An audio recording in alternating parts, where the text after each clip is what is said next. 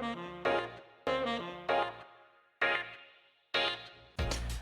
everyone, so in the group we had a bit of a poll, and I asked if you wanted to know about sports nutrition and or food security and the right to food, and there's pretty even interests across those two, a couple votes each.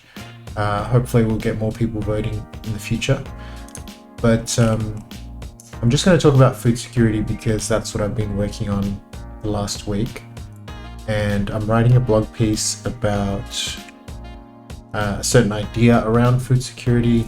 And so instead of going into all of the details around that, maybe I will just talk about the context of food security in Australia, because it might be a little bit of a surprise for a lot of people who haven't experienced food insecurity to hear about what's going on in Australia. And it's probably just kind of an interesting topic to begin with, but it's definitely something that a lot of people should be aware of. And then with that awareness, being able to act on it as they prefer. So in my blog, I basically talk about the Agriculture Minister making some comments last year. So this person is called David Littleproud, and he said that coronavirus is no risk to Australia's food security.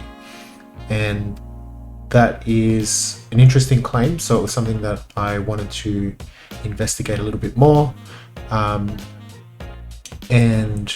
when I looked at the Australian Department of Agriculture, they claim that they're exporting 70% of our food. So presumably the food that we produce, we use 30% of it, and we have so much of it that we can then export 70% and make our money that way. And so when we think about threats to our food security, we might think, okay, well, we're making so much food, naturally we don't have to be worried about not being able to eat or have enough food. So what are we really talking about? So if we look at the definition from Food and Agriculture Organization, the FAO, food security is actually when all people at all times have physical, social, and economic access to sufficient, safe, and nutritious food that meets their dietary needs and food preferences for a healthy and active life. Now, that's a long definition, but it essentially just means that people have access to safe and nutritious food and they have enough of it at all times, so whenever they need it. And you can probably imagine that this is not the case in most of the world, including Australia, which is the interesting part, because we imagine Australia to be really well off. Why would we not have enough food? Food insecurity is not only related to the most severe effect of not having food. So I think it's important at this point to cover the few different dimensions of food insecurity, and that is availability, access, utilization, and stability. And those are all things that we've sort of discovered incrementally through studying food insecurity over time. And if we break them down, is that availability means that we have enough food, that we produce enough food to make sure that everybody in the country has enough to eat. Now, obviously Australia, if we're following this thread, we can see that Australia produces so much food that we export more than half of it, which is quite a lot. Like that we produce so much, and that's even considering the fact that a lot of our food gets wasted, thrown in the bin because it doesn't look right or it doesn't meet certain specifications. The second dimension of access means that people are able to actually get to this food that is being produced. Now, this is a big issue for remote communities, for Indigenous communities, which are frequently remote, and it's a big issue for low-income earners because food can be very expensive, or healthy food can be expensive. And, not if you know what to do, which is why this page exists. But it's also a long process. Like, you have to dedicate a lot of time to educating yourself and being shown what to do with this food. So, just because an education resource exists doesn't mean that this food, that we will be able to get the right foods and be able to have the time and the energy and the interest in finding all of this out. So, try to make this interesting for you guys, but that doesn't mean that we can assume everybody else is going to achieve the same things just because resources exist. So the second dimension of access, is a broader topic. Distance. A lot of the time, if you live far away from a supermarket and you don't have transport, you don't have footpaths, you don't have a bike or buses available or a car, your access is really limited to just what's around you. And if you're surrounded by fast food shops, that's called a food desert.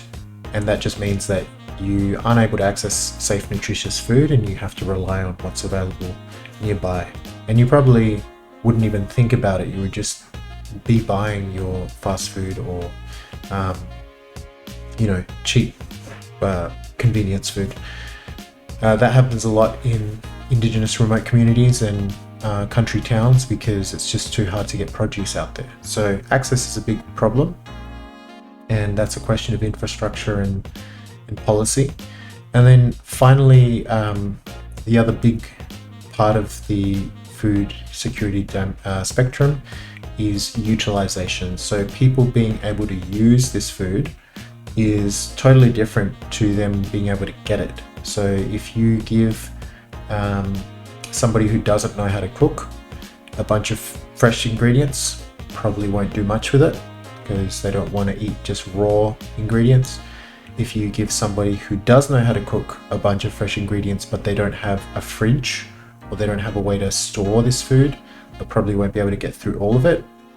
If they don't have cooking utensils, they probably won't be able to cook it at all, even if they know how.